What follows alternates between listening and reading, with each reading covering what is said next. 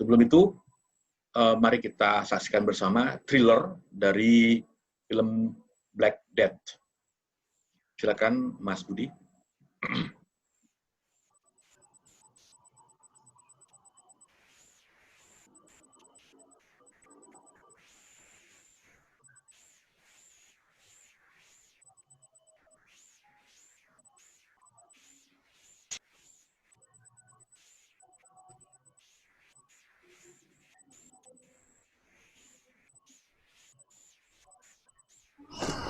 What's the plan? Identify the heretic.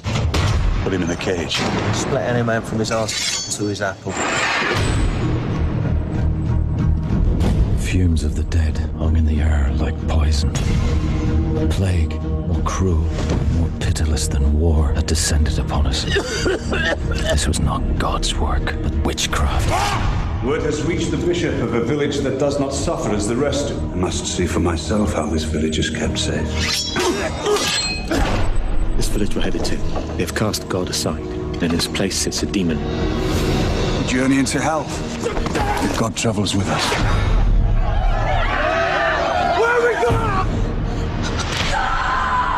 What brings you to our village? Word of the pestilence has not reached you. Word is all that has reached us.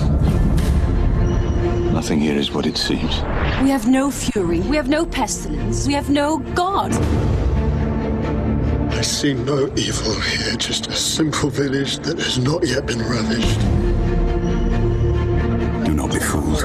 Evil lurks within this place, within these people. There is no God. Demons and necromancers are among us. But you will find out soon enough.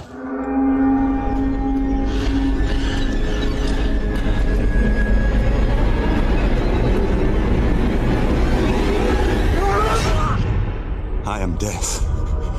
Vengeance is mine. God's fury rains down on you!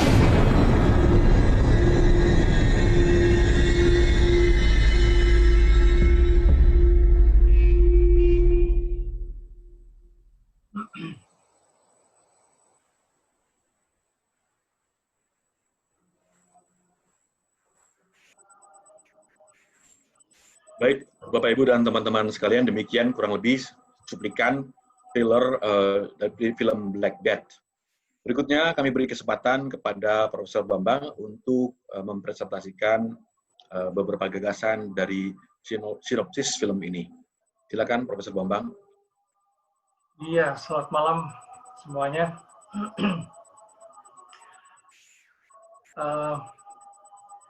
Ini film yang cukup menarik. Yang satu itu fiksi, yang satunya lagi yang The Great Plague itu dokumenter katakanlah gitu ya. Yang fiksi sebetulnya agak lebih dalam, meskipun fiktif tapi muatan message-nya itu lebih dalam. Untuk mereka yang tidak sempat menonton Black Death, saya akan presentasikan saja apa sinopsisnya dan beberapa highlight gitu ya berikut ini.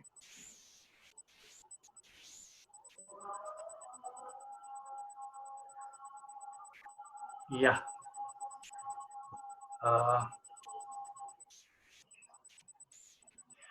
Ya, ini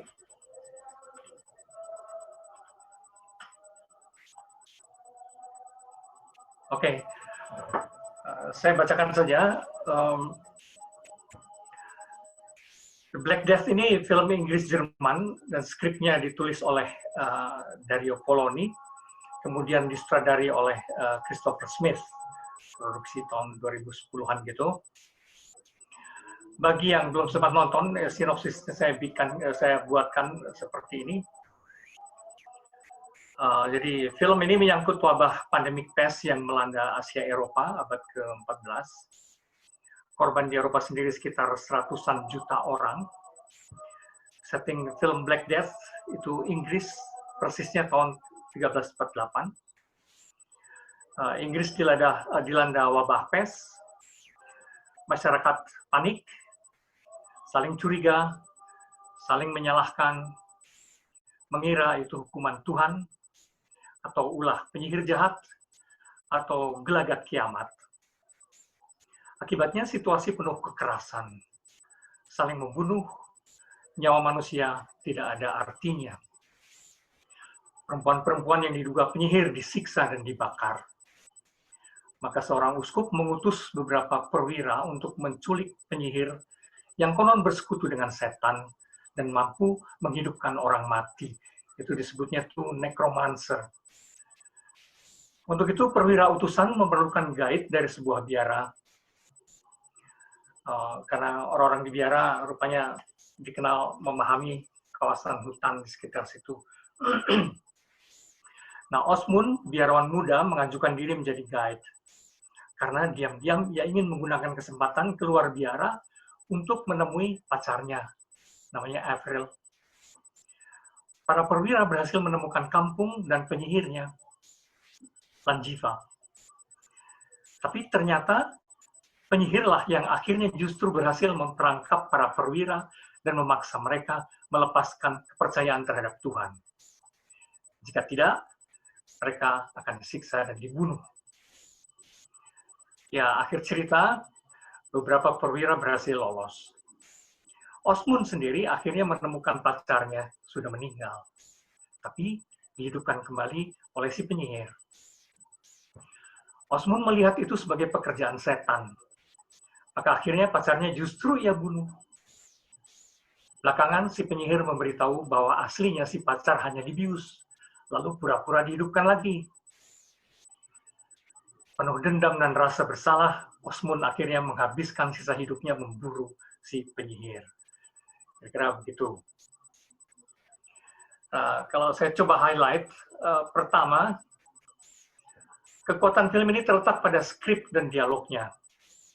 Pendek-pendek, tapi mendalam dan sebenarnya dekonstruktif. Ada beberapa hal yang dibolak-balik gitu ya. Sampai akhirnya kita nggak tahu lagi mana yang benar, mana yang salah. Saya ambil contoh acak beberapa omongan dari tokoh-tokoh di situ. Misalnya, perwira 1, ini namanya Ulrich, komandannya. Dia suatu ketika itu mencoba menyelamatkan seorang perempuan yang diduga sebagai witch, ya, sebagai penyihir yang sudah dibentangkan di semacam salib itu, hendak dibakar. Tapi kemudian dibebaskan oleh si Ulrich itu.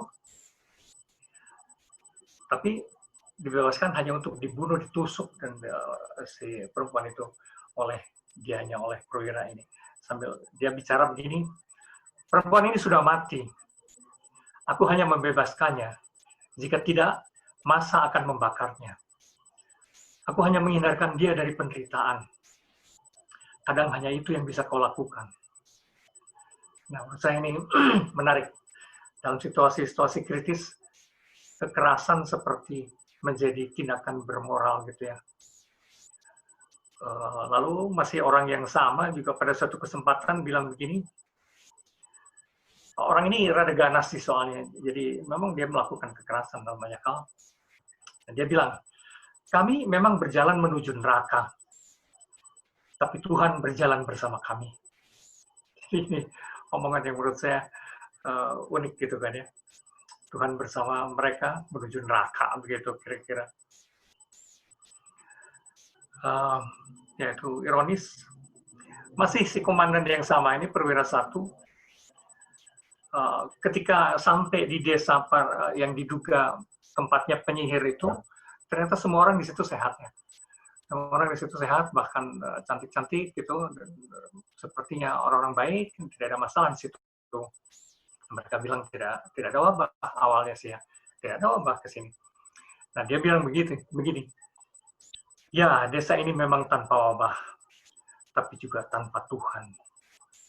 Karena itu mereka akan menderita. Kira-kira seperti itu. Nah, itu menurut saya menarik. Lalu ada omongan lagi dari perwira yang kedua, namanya Wolfstan. Dia bilang, wabah ini lebih jahat daripada perang.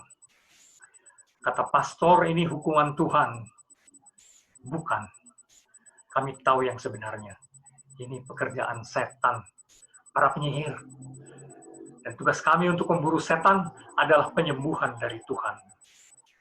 Seperti itu kira-kira. Dari sisi penyihir ada juga omongan yang menarik sih.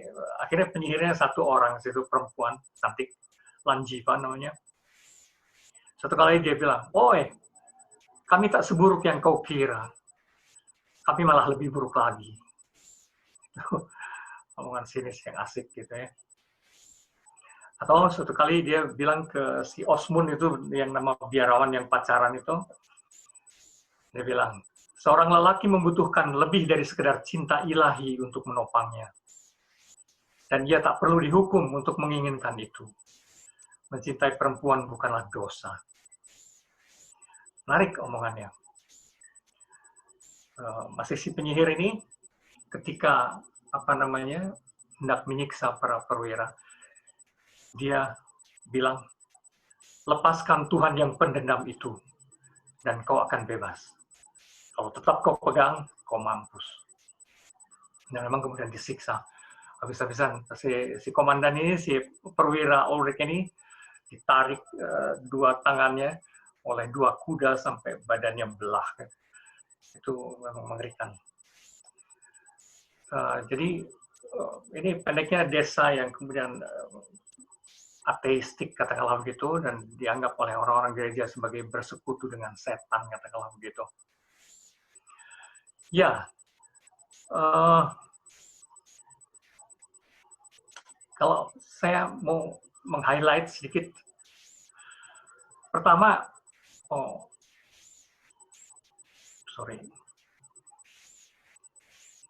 mana tadi? Yang kedua, dalam kepanikan dan ketika survival terancam, orang cepat sekali curiga dan berprasangka.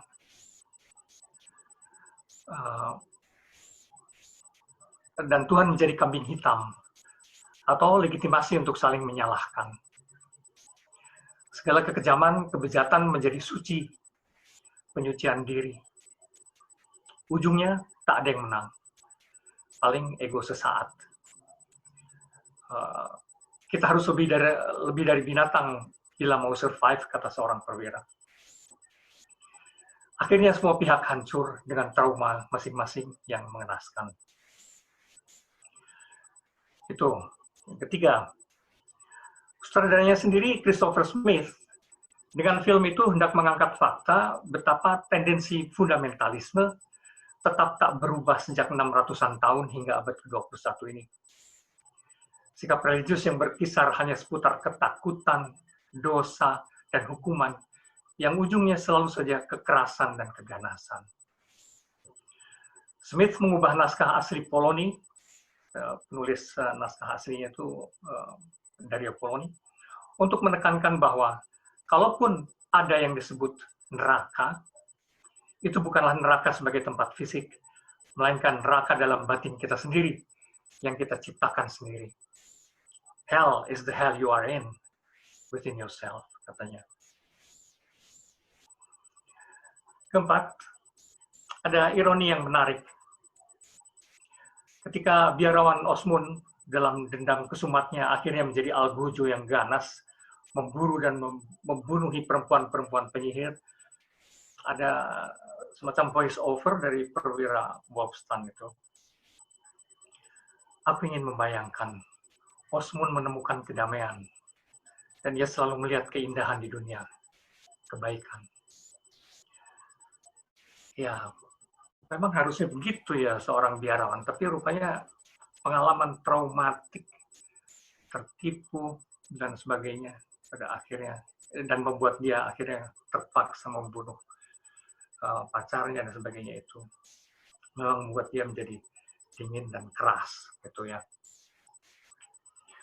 Oke, seingat saya ada satu omongan dari si penyihir. Begini, manusia butuh keajaiban atau mujizat, dan mereka akan menyembah yang melahirkan keajaiban itu. Gitu, kata si penyihir. Padahal si penyihir kan hanya menipu, sebetulnya orang yang dikira mati itu sebenarnya hanya diracun, dibius saja oleh dia. terus dikuburkan, lantas dibangunkan kembali. Sehingga seakan-akan dia membuat mukjizat. Kira-kira seperti itu. Nah, itu 300 tahunan sebelumnya, gitu kan, pada abad pertengahan. 300 tahun kemudian, tahun 1665, abad ke-17, ya ada lagi wabah itu. Dan itu katakanlah direkonstruksi oleh film ini. Film dokumenter sebenarnya kalau yang ini, bukan film fiksi. The Great Plague. Film dokumenter produksi Timeline yang direkonstruksi berdasar catatan harian atau berita surat kabar yang ditemukan dari abad 17-an itulah ya. Sinopsisnya ya kira-kira hanya melukiskan saja. Film ini melukiskan saja situasi London tahun 1665 sebagai berikut kira-kira situasinya. Tahun itu London dijejali para imigran penuh kaum miskin, kumuh, lingkungan fisik sangat kotor karena binatang-binatang piaraan bebas berkeliaran, anjing, babi, kucing, dan seterusnya. Komunitas dikelola oleh paroki, ini istilah lingkungan gerejani, beserta para pastor dan petugasnya. Dan nanti ketika kena wabah itu, mereka yang akhirnya ikut berkecimpung menanganinya. Ketika wabah misterius melanda kota, kaum elit kabur keluar London, dan yang tinggal hanya masyarakat kelas bawah, para kere, kaum miskin yang kumuh itu. Ya, timbul kepanikan, dan gejala penyakitnya itu ini benjolan di leher, perut, dan ketiak gitu ya. Orang meraba-raba penyebabnya karena mereka waktu itu abad ke-17 belum tahu sebenarnya bakteri, pes dan sebagainya yang ditemukan abad 19 yang kemudian berkembang terus sampai hari ini dalam rupa yang lebih beraneka, virus dan sebagainya. Oke, orang meraba-raba penyebabnya. Apakah itu dosa? Apakah hukuman Tuhan? Apakah ini tanda kiamat? Atau ada yang berpikir juga komet dari angkasa. Rupanya sempat ada yang melihat itu. Bisa juga udara busuk yang waktu itu disebutnya miasma ya. Udara busuk dari sebenarnya karena situasi yang kumuh dan sebagainya. Atau penyebabnya adalah anjing dan kucing sehingga sempat 40.000 ekor lalu dibantai gitu ya. Konon sumber penyakit ini awalnya berasal dari jalur sutra, Asia Tengah, saya tidak tahu Asia Timur ya, lewat Turki dan Holland sampai ke Inggris. Nah, akibatnya kaum miskin disalahkan dan dijauhi karena kotor, sumber wabah. Rumah yang terkena wabah ditandai salib merah dan digembok. Pimpinan gereja dianggap tak becus mencegah dan menangani. Orang tak boleh pergi-pergi keluar rumah atau keluar kota kecuali punya surat keterangan sehat. Tetangga saling mencurigai, mengawasi, dan bahkan saling memenjarakan. APD ya istilah kita sekarang itu, waktu itu yang dipakai itu berupa masker berparuh yang kayak burung itu. Karena rupanya di situ disusupkan di paruh itu jamu herbal yang dihisap gitu. Kemudian juga pakai jubah yang berlilin, pakai wax gitu kan ya. Segala bentuk obat dugaan digunakan. Itu mengisap tembakau atau mengunyah tembakau, mengenakan jimat di ketek, di ketiak gitu, atau membaluri dengan alkohol, benjolan-benjolan itu.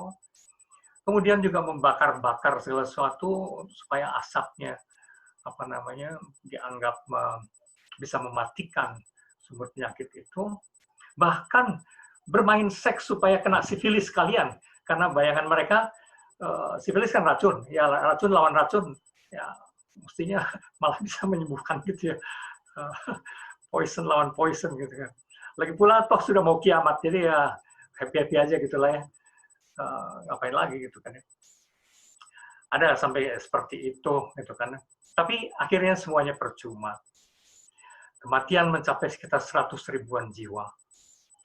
Dan akhirnya kuburan massal, orang-orang tidak sempat dikuburkan secara layak gitu kan. Akhirnya dimasukin lubang saja, diangkutin. Ya, insight-nya, kondisi bencana seperti itu selalu melahirkan histeria religius, kegilaan, kesedihan personal yang mendalam, upaya sia-sia untuk mengendalikan aturan, kekacauan dan kekerasan. Akhirnya bila tidak terkendali, ambruknya tatanan masyarakat. Dalam kondisi seperti itu, kemiskinan adalah epidemi tersendiri yang memperparah wabah, gitu ya. Nah, kondisi COVID-19 saat ini 300-an kurang tahun kemudian, 300-400-an tahun kemudian, mungkin tidak separah dahulu dari sisi infrastruktur. Namun sikap mental yang muncul masih serupa sepertinya ya menurut saya. Yaitu misalnya melihatnya sebagai hukuman Tuhan atau tanda kiamat, panik, saling menyalahkan, ya kita tahu itu teori konspirasi yang merajalela, survival of the fittest, kampung-kampung misalnya menolak mayat-mayat orang-orang yang terkena COVID, atau paksa merebut mayat hanya untuk disembayangkan misalnya, dan sebagainya. Belum lagi mumpungisme, orang-orang yang menimbun masker dan seterusnya. Orang-orang yang berkepentingan politik itu sekaligus mumpung juga ini peluang untuk menyerang pemerintahan, inilah egoisme kelompok, dan seterusnya. Pendeknya, menurut saya kok manusia dikembalikan ke otak reptilnya yang sering saya katakan. Jadi tak mudah untuk melihatnya dari perspektif yang lebih luas. Begitu kira-kira. Ini sebetulnya hanya pancingan. Anda pasti menemukan sisi-sisi lain dari film-film itu, terutama yang sudah menonton salah satunya. Silahkan. Baik, Pak Bambang. Ya. Terima kasih atas ulasan singkatnya mengenai dua film itu.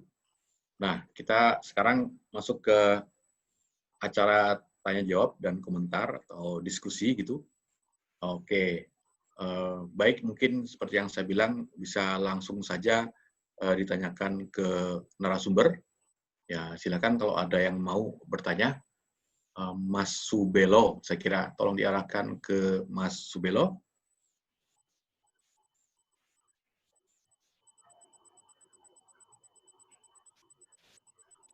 Halo, selamat malam. Malam. Terima kasih, Prof. Bambang. Terima kasih, Pak Slamet. Saya itu jadi ingat banyak cerita. Yang pertama, mohon izin saya ceritakan dulu, saya pernah hadir di keluarga besar yang orang tua perempuannya sedang menjelang meninggal ya. Tersiksa karena cerita saudara-saudaranya itu lagi gagal ginjal sehingga pembuluh darahnya semua pekat.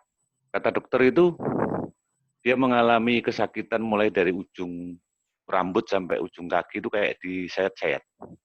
Tapi kan saya datang sebagai ustadz ya yang harus menenangkan semua ya. Jadi saya katakan, ibu saudara-saudara ini nggak ada masalah. Saudara-saudara ada yang melihat beliau menderita. Sebetulnya beliau dengan kesolehannya selama ini tidak ada penderitaan sama sekali yang ada dalam diri beliau. Saya juga nggak ngerti, tiba-tiba itu seperti kalimat yang dibisikkan dan harus saya ucapkan. Sehingga saya juga melihat yang tadinya panik, yang tadinya sedih gitu, kelihatan agak terhibur gitu. Itu cerita pertama.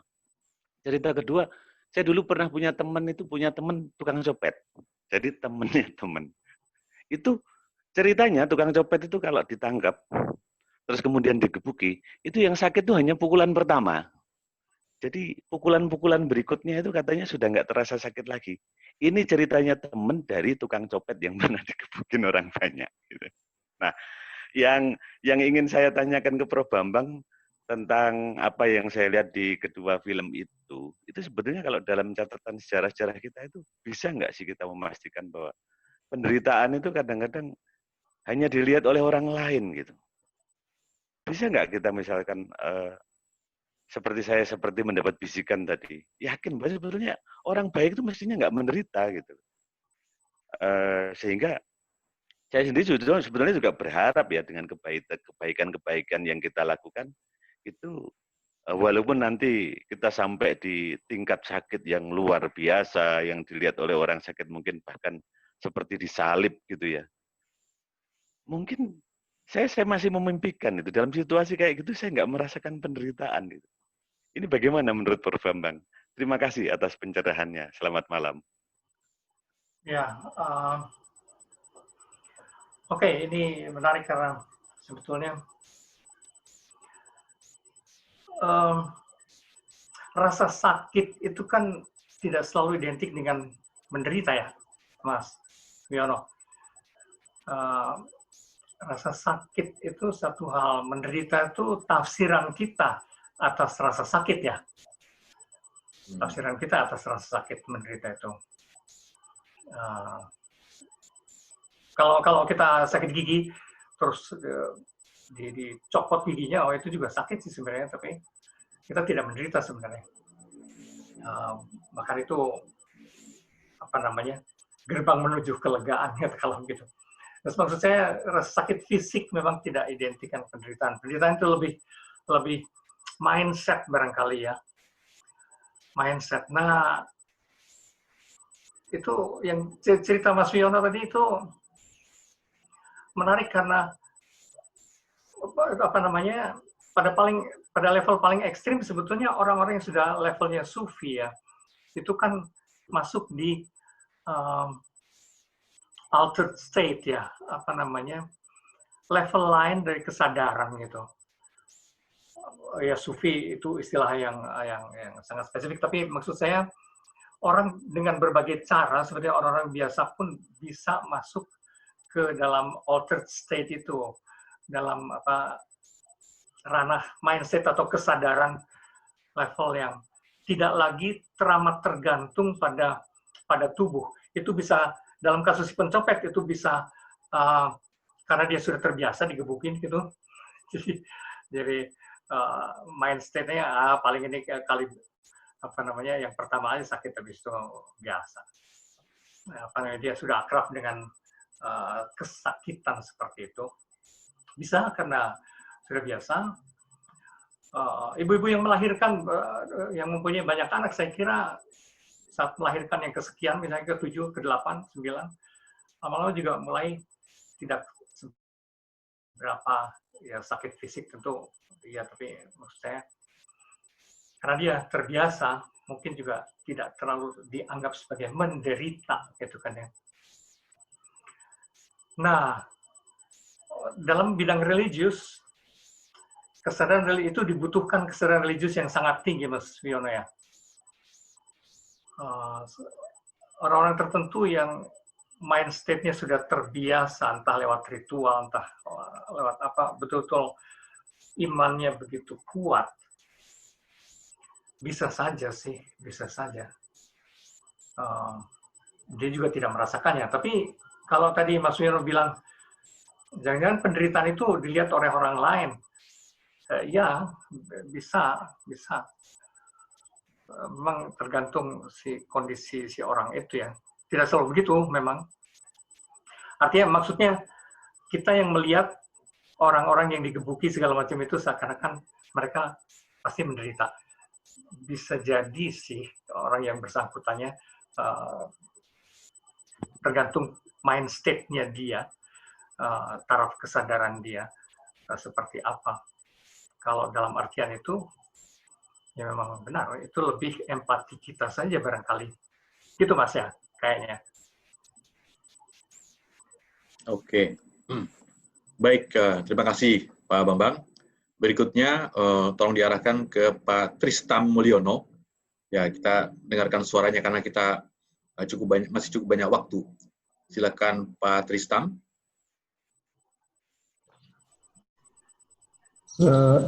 Selamat malam. Terima kasih sudah boleh bertanya. Ini kalau dari ulasan Prof. Bambang, kayaknya nggak ada yang baru di dunia ya. There's nothing new under the sun. Ya. Bukankah kemampuan kita untuk bikin alternative truth sekarang lebih canggih? Hoax kan lebih hebat sekarang ya dibanding dulu. Atau saya salah lihat? Atau salah mendengar? Terima kasih. Oke. Ya, bedanya dengan dulu, apakah betul bahwa sekarang orang lebih pintar membohongi gitu kan ya. Sebenarnya orang sekarang harusnya lebih kritis sih, Mas Tristam.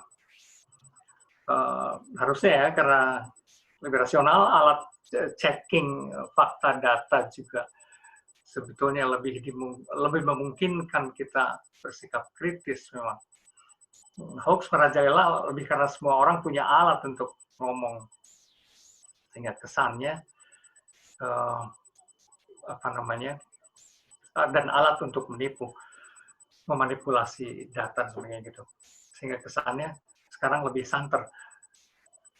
Ya, itu selalu paradoks dunia manusia. Tapi dulu ketika mereka di abad-abad pertengahan, ketika yang terdidik itu hanyalah lapisan elite tertentu dan masyarakat umumnya buta huruf ya, sebenarnya lebih gampang dikibulin juga sih. Itu sebabnya witch yang palsu dan sebagainya itu relatif gampang menipuin orang itu kan ya. Tapi betul sih, dalam bentuk yang berbeda memang, tapi yang aneh itu betapapun kita makin pintar, sepertinya tipu menipu, kebohongan dan sebagainya ya tetap saja gitu kan ya, merajalela. Saya menduga jangan-jangan kita memang suka ya dibohongi ya. Suka dibohongi. Dalam arti karena sebetulnya hampir, saya selalu mengatakan dunia manusia itu dunia yang selalu dibuat-buatnya sendiri kan ya. Selalu dibuat-buatnya sendiri, diimajinasikannya dan sebagainya sesuai dengan apa yang dia mau. Nah, kebohongan-kebohongan yang menunjang imajinasi orang itu akan dihayati sebagai sebagai the truth juga sih sebenarnya. Hanya barangkali nggak tahu apakah secara kuantitatif jumlah kebohongan sekarang lebih banyak versinya ketimbang dulu. Saya nggak tahu. Tapi bahwa manusia memang terus-menerus hidup dengan makna yang dibuat-buatnya sendiri. Saya kira itu memang tidak berubah juga. Nothing new under the sun dalam arti itu. Ya. Baik, Pak Bambang. Sekarang berikutnya kita beri kesempatan kepada Bapak Kim Sikian. Silakan diarahkan.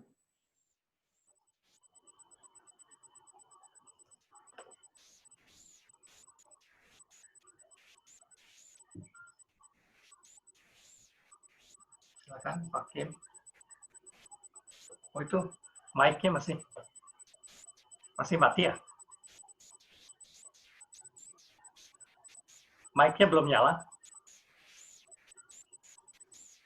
Sudah diminta unmute, Pak.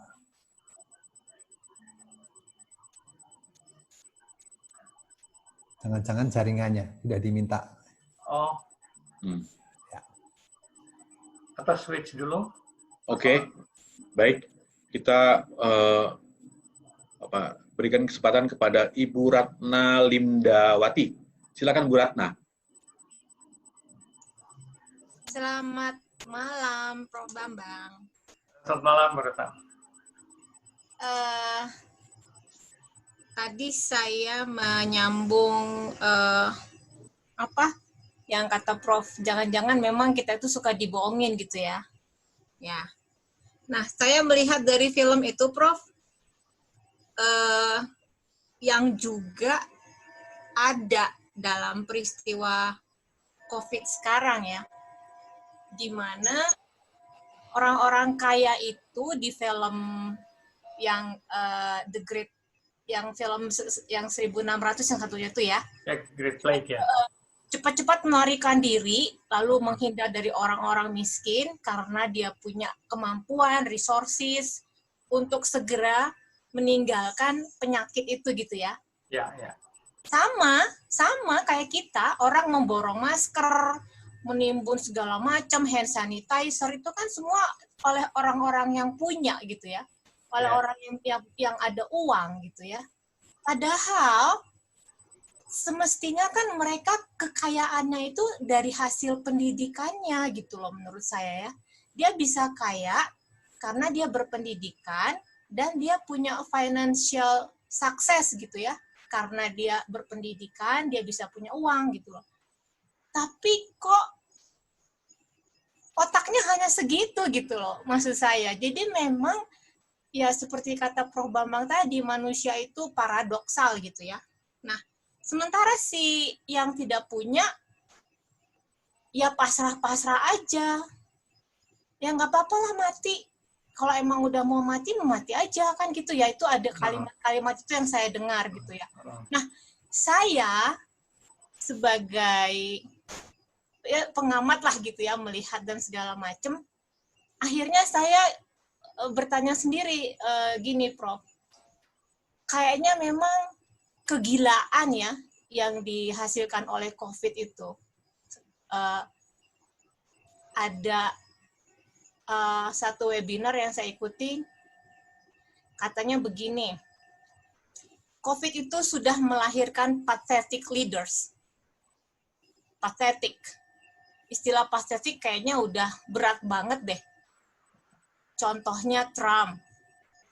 Yang kedua Bolso. Siapa itu yang di Brazil itu? Presiden Brazil itu loh, Prof. Bolsonaro. Itu katanya yang perlu kita catat. COVID-19 itu menghasilkan pathetic leaders. Yang kedua, COVID-19 itu juga membuka wacana kepada kita bahwa Fortune 500 yang mempublikasi orang-orang kaya seperti Jeff Bezos dan lain-lain, yang uangnya itu belum tentu habis sampai dia mati gitu loh, saking banyaknya. Karena mereka menghasilkan uang dari COVID ini. Kenapa? Karena industri digital itulah yang membuat kita bisa bernafas gitu loh. Atmosfer kita itu adalah atmosfer digital sekarang. Sehingga itu menghasilkan keuntungan buat perusahaan-perusahaan seperti Jeff Bezos, Amazon, Zoom, dan lain-lain gitu ya. Padahal di sisi lain, kita lihat di India, mereka itu bertumpuk-tumpuk, bahkan nggak bisa beli makan.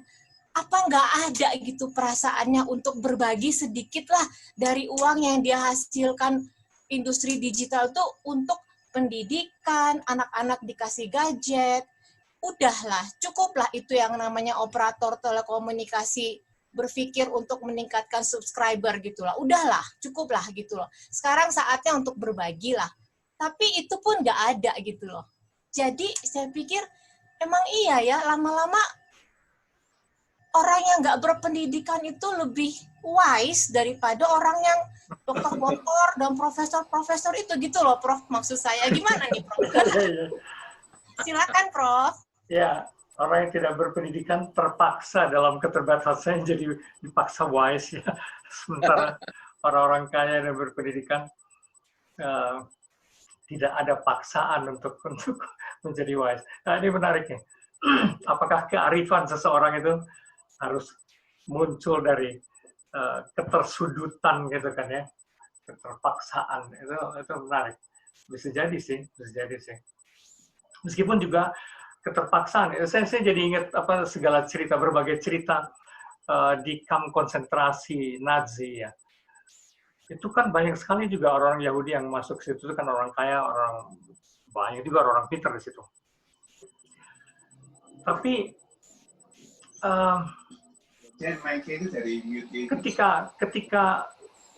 ketika situasi begitu menghimpit dan manusia didesak ke tingkat yang paling survival yang paling rendah gitu kan ya, memang sih yang muncul itu naluri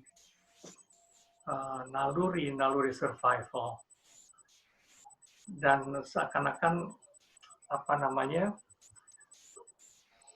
menjadi sulit bahkan untuk orang secerdas apapun, kecuali dia betul-betul orang yang sudah sofistik sekali tadi kalau pakai istilah Mas Subiloviono. Itu mindsetnya sudah level yang seperti lepas dari tubuh gitu kan ya. Kecuali itu mereka masih melihat, bisa menolong orang dan sebagainya. Tapi pada umumnya memang kembali ke naluri primitif ya. Jadi misalnya mencuri roti yang terlihat di sebelahnya padahal itu punya orang lain, kayak gitu-gitu ya. Ini orang-orang cerdas.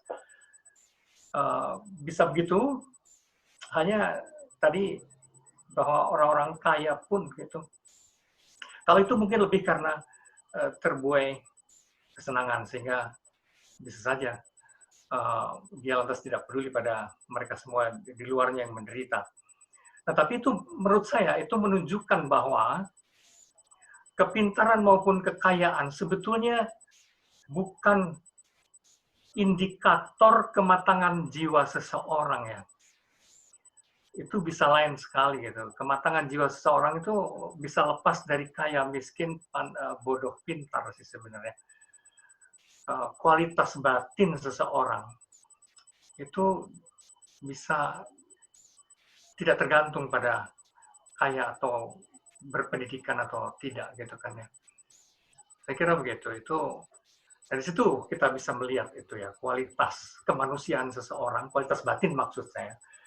Itu justru akan terlihat di batu uji, momen-momen paling kritis seperti itu gitu kan ya. Kalau betapapun dia pemimpin yang hebat atau sangat terdidik atau kaya raya, tapi pada situasi-situasi genting seperti itu, kita boleh lihat macam apa sebetulnya sikapnya, gitu kan. Yang kaya maupun yang miskin. Artinya maksud saya miskin juga tidak lantas identik dengan arif sih, otomatis arif. Tidak. Mereka punya peluang dalam segala keterbatasannya, punya peluang untuk untuk memaksa diri mengambil sikap yang lebih arif. Persis seperti para pemimpin religius, para ulama, tidak otomatis mereka menjadi soleh atau solehah gitu kan ya. Tapi mereka mempunyai peluang dalam hidupnya, peluang lebih besar untuk ke arah itu. Tapi tidak otomatis seperti itu. Sama seperti dokter-dokter. Dokter-dokter punya peluang untuk hidup sehat, tapi kan tidak otomatis hidup sehat. Malah seringkali rentan penyakit karena kecapean atau apapun gitu kan. Seperti itu. Orang-orang itu berada di dalam kondisi yang lebih memungkinkan, tapi tidak otomatis berarti lebih matang, lebih lebih sehat, lebih suci dan seterusnya. Gitu ya, Bu. Terima kasih. Baik, terima kasih. Untuk berikutnya, Saudara Satria Aditama. Ya, terima kasih. Selamat malam, Prof. Bambang. Selamat. Ya, Prof, kalau ngelihat cuplikan video Black Flag, terus soal kematian wabah atau kematian yang mengenai banyak jiwa gitu, itu kan atau pandemik lah ya, itu selalu emang meneror, mau dari zaman kapanpun sampai saat ini sebenarnya sama. Dan kalau menurut pengamatan saya juga sebenarnya manusianya juga tindakannya selalu sama. Yang membedakan ya teknologinya, modernnya aja mungkin terlihat beda gitu. Nah, tapi yang selalu sama setelah dilewatin itu kan kalau dalam beberapa ulasan profesor juga dan para dosen lain itu bicara bahwa sampai pada tahap pencerahan ya gitu, kita baru bisa ngelihat jadi kalau cara ngadepinya tuh gini gitu. Nah, jadi sebenarnya upaya-upaya yang tadi Bu Ratna juga sempat singgung itu, yang seringkali diambil oleh para pengambil keputusan, kadang cara-cara atau keputusan yang terpaksa diambil dalam ketakutan atau ketidaktahuan, dalam kepanikannya dia mengambil dan belum tercerahkan. Sebenarnya ada nggak sih cara kita mengukur kapan umat manusia ini tercerahkannya itu sampai di titik mana, atau kapan kita ini bisa mempercepat pencerahan gitu. Dan ternyata sudah beratus-ratus tahun nyatanya manusia juga nggak mudah juga mencapai pencerahan itu. Kurang lebih itu. Ya. Ini pertanyaan menarik. Artinya kalau kita bicara mengenai kualitas keadaban, barangkali bukan peradaban ya. Kalau peradaban itu yang saya maksud sistem, infrastruktur, suprastruktur, sebagainya, teknologi dan sebagainya, sains. Tapi keadaban itu kan lebih sikap yang tercerahkan atau tidak tadi gitu, secara kolektif katakanlah begitu. Memang itu pertanyaan besar saya juga. Lama sekali gitu ya manusia untuk sampai ke level keadaban yang lumayan arif, tinggi dan sebagainya itu memang benar itu. Dari presentasi saya yang lalu mengenai makna hidup dan sebagainya itu, saya nggak tahu apakah ukuran kualitas cinta seseorang itu kan ya, cinta dalam arti yang sangat luas, orientasi yang lebih mengarah ke cinta itu, artinya lebih bahwa manusia itu lebih suka membantu daripada merebut, daripada serakah gitu kan ya. Lebih selalu berupaya untuk bertindak adil daripada mementingkan egonya sendiri dan seterusnya. Apakah akan pernah tercapai secara kolektif itu memang itu juga pertanyaan besar saya dan kita semua ya.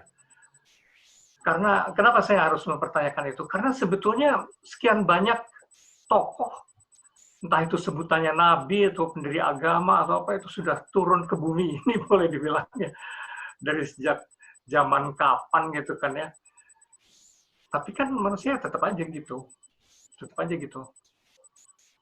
Meskipun dari sisi lain, sebenarnya dari sisi lain kalau agak sistemik gitu, ya ini saya mengikuti Teilhard de Chardin, pemikir arkeolog yang melihat, dan saya kira ada benarnya bahwa circle of brotherhood,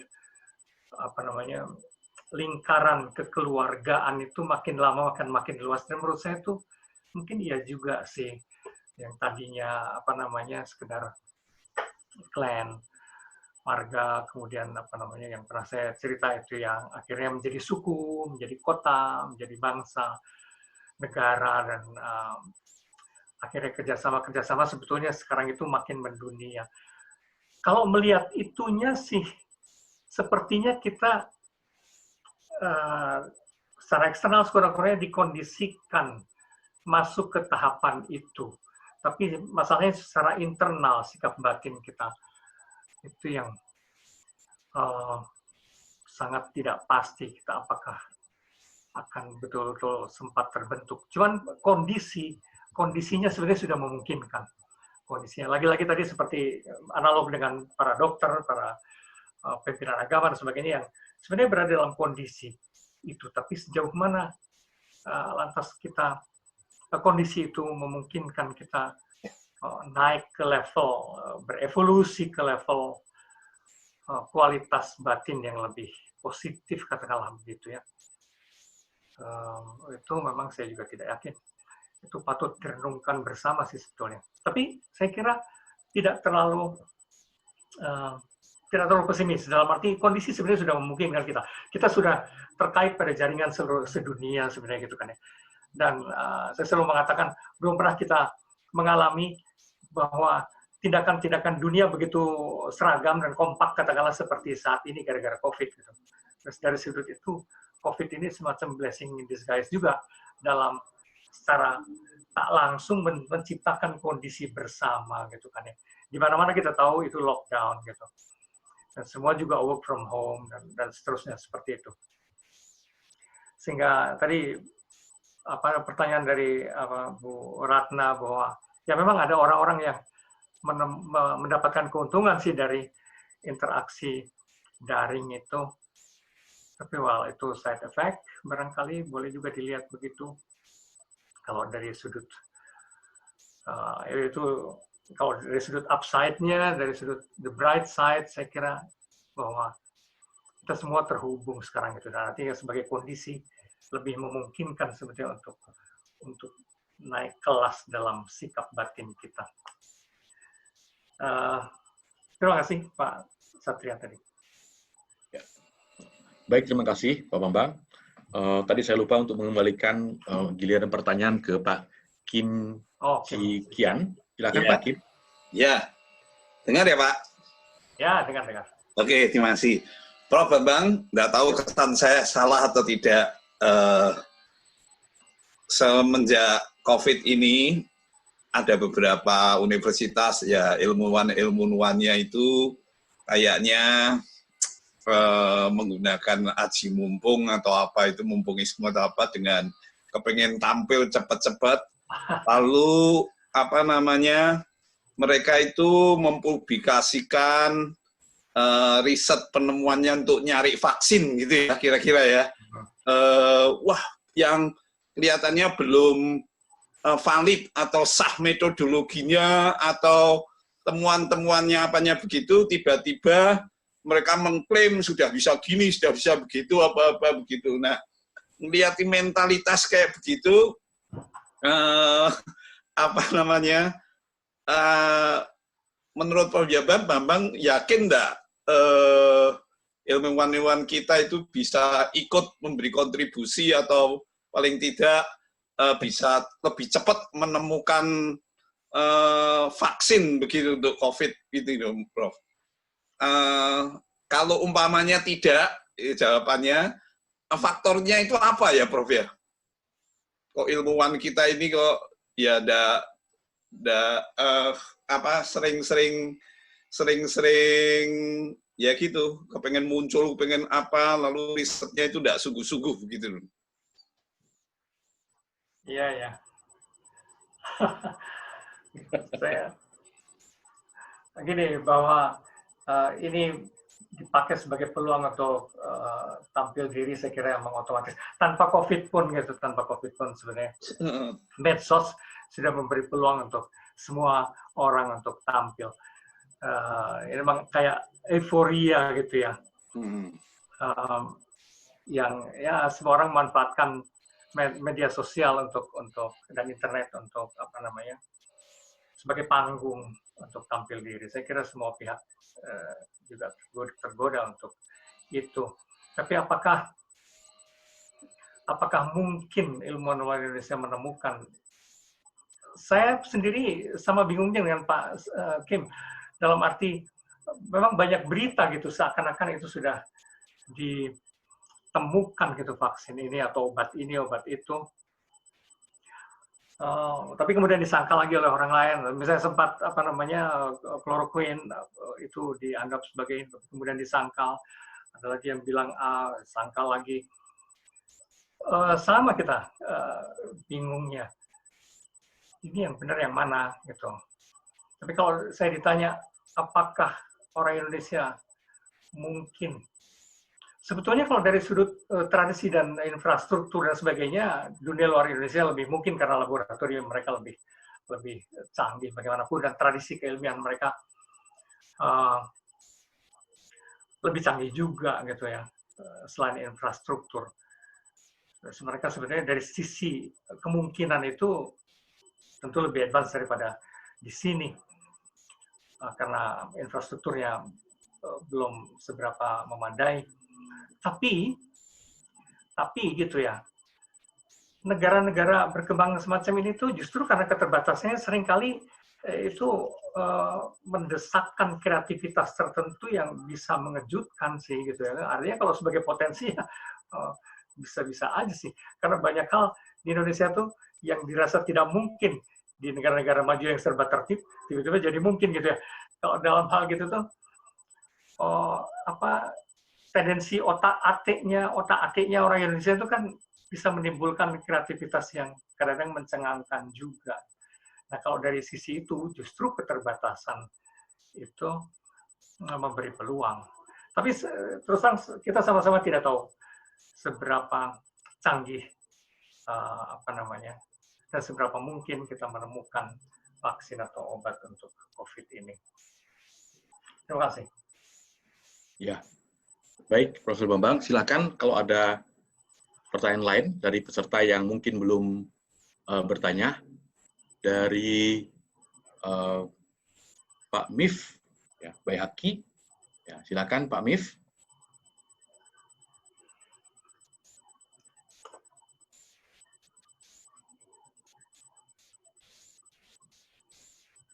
Halo Pak. Halo Pak. Ya, saya hanya ingin tanya, apakah film seperti itu ada versi lain, misalnya ya atau Tiongkok, Cina gitu, Bro? Maaf Pak Mif, tadi agak terputus suaranya, Pak Mif. Mungkin bisa tolong diulangi lagi. Apakah film sejenis itu ada juga versi lainnya? Misalnya dibuat oleh India atau Tiongkok. Kami nggak nemu itu. Kasih. Atau Pak Selamat kali sempat lihat. Yang tersedia sepertinya ya itu Black Death, terus segala cerita mengenai plague gitu. Selamat? Nggak ada aku belum nemu, belum explore.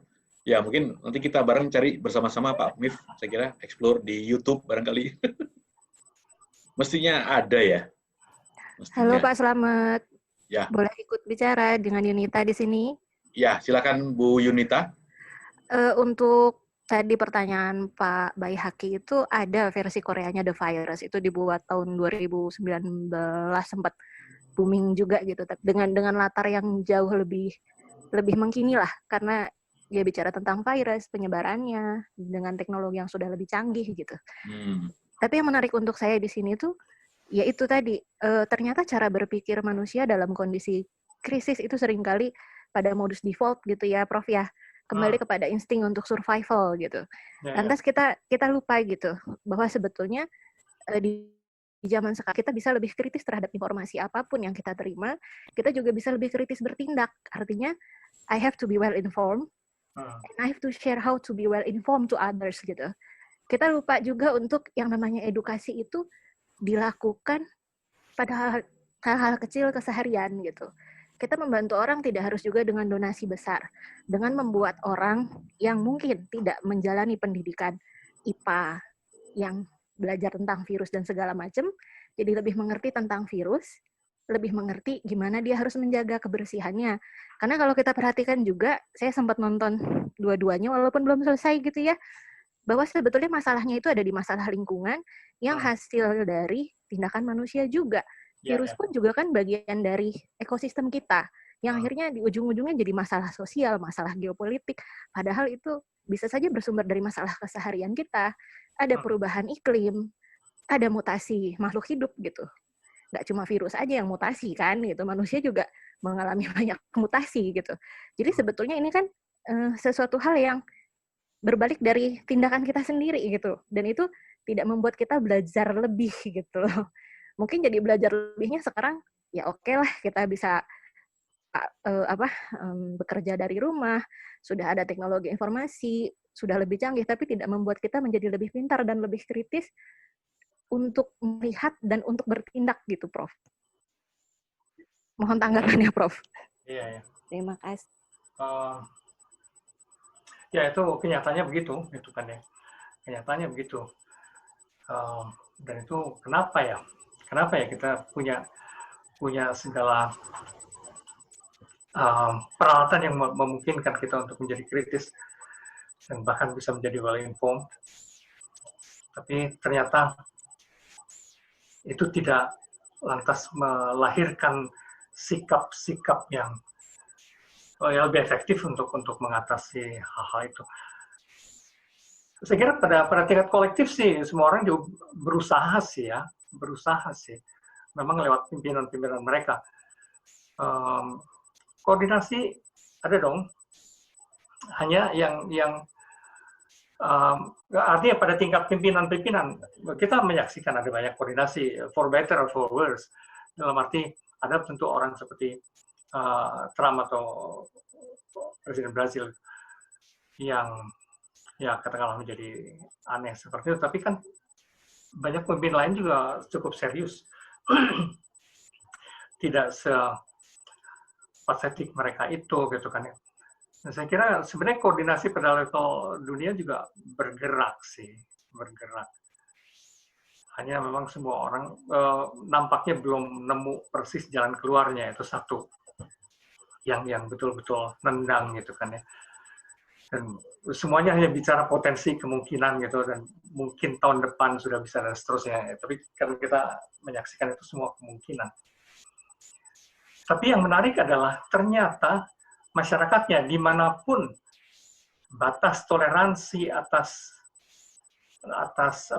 work from home, atas lockdown dan sebagainya itu, bahkan di negara-negara yang maju dan terdidik dan well informed sekalipun gitu kan ya, itu ya batas toleransi adalah batas toleransi, maksudnya batas daya tahan tubuh, fisik, psikologis kita atas terpenjaranya kita ini di rumah. Rupanya juga sudah sampai ambang-ambang yang ya kita menjadi sulit, sehingga orang juga menjadi tidak peduli gitu kan. Betapapun well informed-nya, ada kecenderungan untuk udahlah pergi aja keluar, udahlah makan di kafe, di restoran, udah lama nih nggak makan di restoran bareng gitu. Buat saya sih yang menarik gitu. Jadi ada mekanisme psikologis yang satu pihak secara kognitif tahu bahwa itu berbahaya, tapi secara psikologis, afektif dan sebagainya, bahkan fisik, motorik, kita memang juga tidak tahan gitu untuk mengikuti apa yang seharusnya itu. Gitu. Buat saya yang lebih menarik itu, Bu Yunita. Ya. Baik, terima kasih. Mungkin Mbak Echa mau tanya? Echa? Arahkan ke Echa. Mbak Echa siapa ya? Echa, kalau di sini tulisannya Echa. Echa. Ada nggak Echa? Gorivana Ageza. Nggak muncul di QA. Oke. Baik. Silakan kalau mau ada yang ditanyakan lagi dari para peserta. Masih ada cukup banyak waktu. Saya masih boleh. Siapa? Mas Subelo. Oke, silakan. Mas Belo Wiono. Iya, saya itu jadi penasaran ini, Prof. Apakah memang sistem pendidikan yang dibuat oleh... Halo, suaranya putus, hilang? Ya. Apakah sistem pendidikan yang dibuat oleh manusia itu akan ditakdirkan tidak akan pernah memadai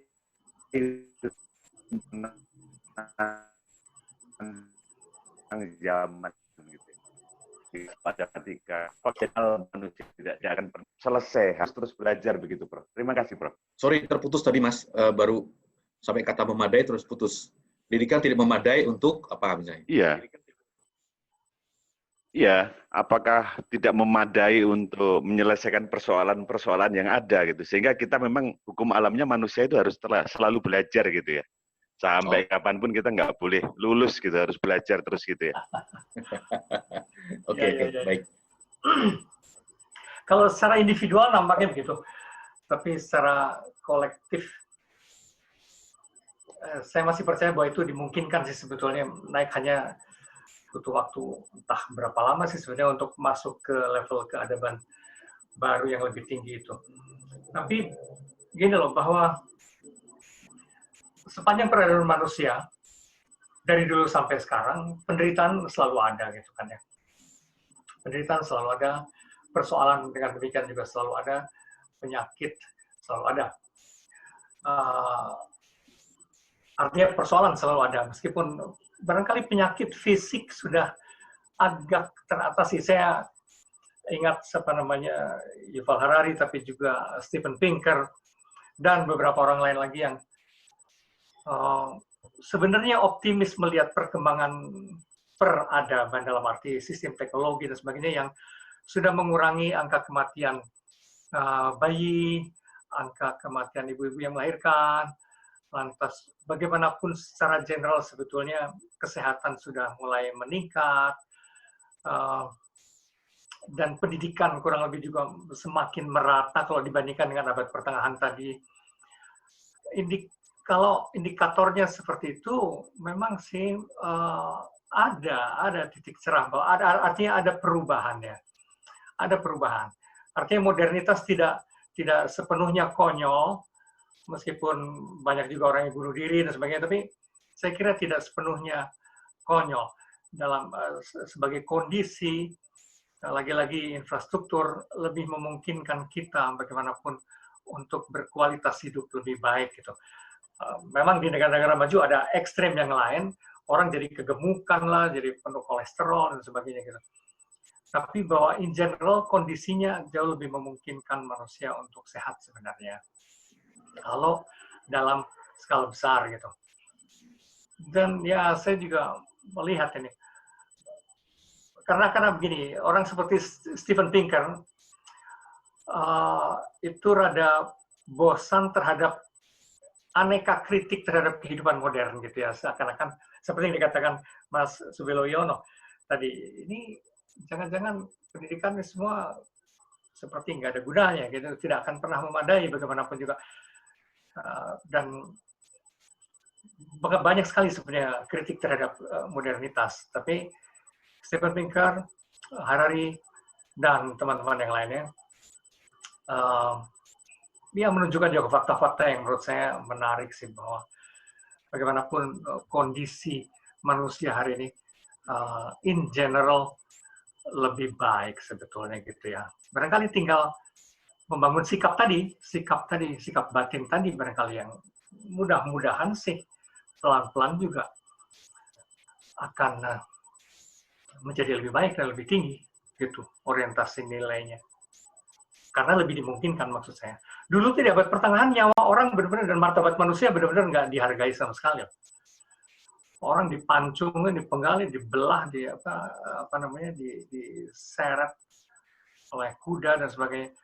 Dan dalam banyak kasus di belahan bumi manapun, ya banyak sekali tiran dan sewenang-wenang yang makin kesini sebenarnya makin sedikit ya. Gitu. Terus kalau lihat dari sudut situ, menurut saya toh tidak perlu sangat pesimis gitu loh. Saya toh. Ya. Oke. Baik, terima kasih. Silakan Bapak Ibu, teman-teman yang mau tanya, langsung saja. Saya mau, boleh? Ya, silakan. Prof. Siapa nih? Ratna. Oh, masih berapa? Membangun sikap ya, Prof ya. Membangun sikap. Saya barusan dengar dari Prof membangun sikap. Nah, saya sharing aja, pengen cerita aja ya, Prof ya. Kemarin saya ikut bincang-bincang tentang digital leadership during COVID-19 gitu ya. Pengen tahu apaan sih digital leadership gitu. Ternyata di ujung pembicaraan yang diceritakan pembicara itu, dalam keadaan normal baru ini, sikap kita itu ada dua katanya. Yang pertama, jadi minyak, oil. Untuk apa? Untuk bisa moving on. Karena dengan minyak kita bisa jalan, katanya, jadi oil. Itu. Yang kedua, kita jadi lem. Jadi glue. Being an oil for moving ahead. Being a glue for holding each other. Hanya itu yang bisa membuat kita survive.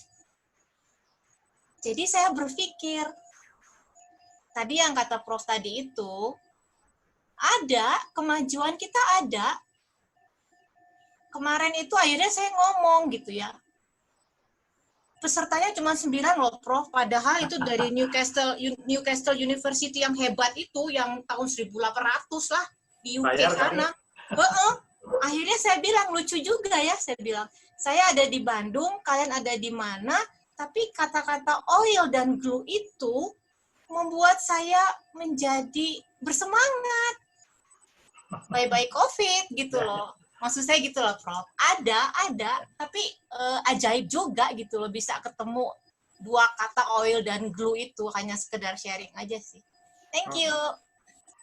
Menarik itu metafor itu, analogi itu. Menjadi minyak kayak bensin maksudnya ya. Atau kayak solar kayak gitu itu yang membuat mesin jadi jalan. Bagus Pelumas juga kali, itu. Prof. Kenapa? Pelumas. Ya, pelumas. Ya, ya. Tubuh kita juga selalu memiliki enzim ya, enzim yang melancarkan seluruh metabolisme di dalam tubuh kita. Dan memang enzim itu dalam tubuh kita juga diciptakan sendiri. Maka memang kita harus menciptakan sendiri tuh Bu Ratna ya, mengubah sendiri, bermutasi sendiri, bagaimana menjadi katalisator, menjadi enzim, menjadi pelumas kayak gitu-gitu. Dan atau syukur-syukur menjadi lem yang merekat makin banyak pihak.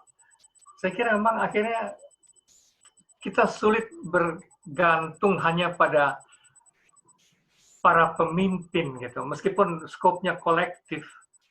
Saya kira keadaban baru itu hanya dimungkinkan kalau setiap orang makin menyadari mereka lah agennya sebetulnya, kita sendirilah agennya untuk menjadi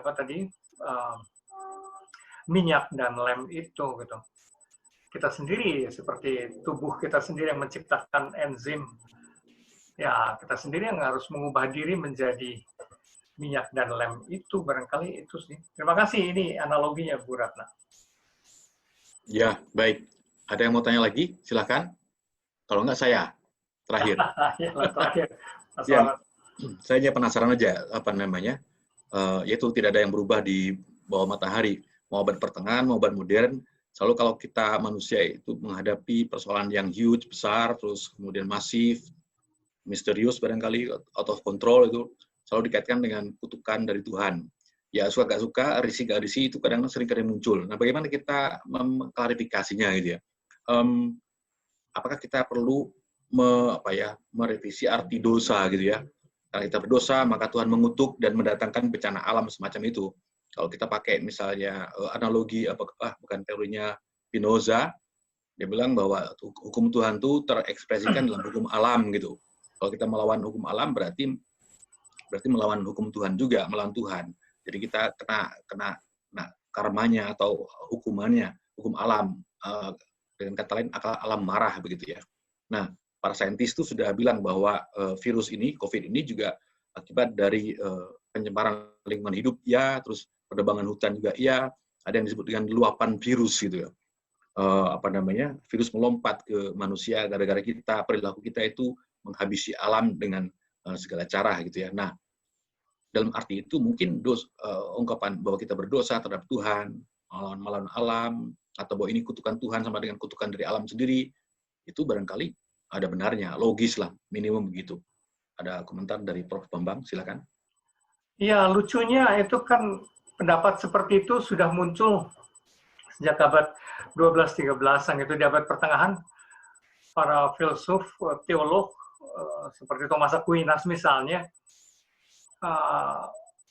di era itu yang konon abad ke-8 sudah mengatakan bahwa hukum Allah itu sebetulnya identik katakanlah dengan hukum alam, sehingga dalam kerangka itu sebenarnya dosa adalah kalau merusakkan alam dan kehidupan, merusakkan kehidupan.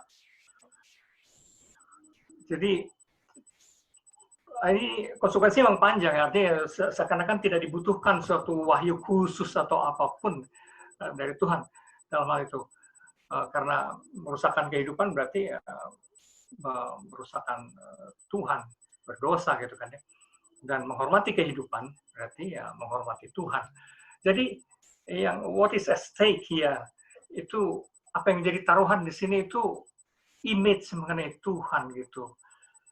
Masalahnya tuh saya kira itu bagaimana Tuhan dibayangkan sebagai apa dianya itu. Nah, saya kira yang bertanggung jawab itu memang agama-agama ini, terutama justru lini terdepannya yaitu guru-guru agama sih sebenarnya gitu, yang menanamkan pada kita image-image yang seringkali di agama manapun ada kecenderungan menanamkan Tuhan yang pemarah gitu kan ya. Dan Tuhan seperti apa ya, seperti kalau dalam sekolah Katolik itu seperti suster-suster yang pemarah gitu kan ya, apa yang membawa tongkat. Saya nggak tahu atau guru ngaji kalau dalam Islam atau apa, tapi image-nya kesannya jadi seperti itu yang sebenarnya dari banyak sisi juga itu terlalu primitif sih ya. Ya maksud saya itu kalau Tuhan tuh maha segala ya, dia ya pasti dia nggak butuh marah gitu loh, dan nggak mungkin marah ya, dia bukan marah itu. Kalau saya selalu melihat kemarahan sebagai manifestasi ketakberdayaan begitu loh, maka orang marah. Tuhan super daya gitu, super berdaya, dia tidak butuh marah atau apapun, buat dia segala hal mungkin.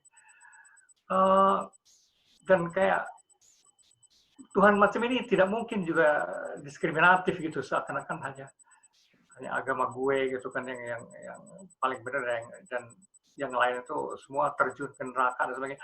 Menurut saya kok itu image yang terlampau sederhana sih sebenarnya ya. Pendeknya beriman berdasarkan ketakutan tuh, sorry to say, tapi buat saya itu masih terlalu sederhana ya, terlalu sederhana. Nyatanya juga dari agama manapun yang sudah mencapai level pengalaman religius sangat tinggi seperti para sufi, para santo, para sadhu, para orang yang biasa disebut bodhisattva, para tokoh-tokoh zen yang mengalami satori, semuanya umumnya bukan masalah ketakutan gitu. Meskipun tragisnya orang-orang yang sampai puncak itu biasanya justru dianggap bid'ah, lantas justru dikucilkan, malah disiksa juga oleh agama yang formal gitu, oleh yang institusional. Tragisnya dunia manusia itu kan kayak gitu. Justru orang-orang yang levelnya sudah sangat tinggi malah dianggap ancaman. Oh, itulah dunia manusia. Dan menurut saya sumber kekacauan persepsi ini lagi-lagi ketika iman didasarkan pada ketakutan, ya. Bukan pada kasih sayang, pada pesona kehidupan dan sebagainya gitu. Itu Mas Aldo. Ya, baik, terima kasih Pak Bambang. Oke, Bapak Ibu dan teman-teman, kira-kira kurang lebih seperti inilah acara terakhir dari ECF. Semoga rangkaian ECF dari awal sampai akhir ini membawa sedikit pencerahan kepada Anda semua sebagai membawa pencerahan kepada dunia ini, kepada peradaban. Saya tidak memberi kesimpulan apa-apa, tapi saya mengambil highlight aja dari Bu Ratna itu. Jadilah kita itu sebagai fuel, sebagai bahan bakar supaya kehidupan ini tetap berlanjut, terus sekaligus juga sebagai lem supaya kita bersama-sama menghadapi hidup ini, berpegangan tangan semua untuk menghadapi hidup yang cukup berat ini, terutama di masa pandemi ini. Oke, Bapak Ibu, terima kasih banyak atas partisipasinya dari awal sampai akhir. Sedikit pengumuman bahwa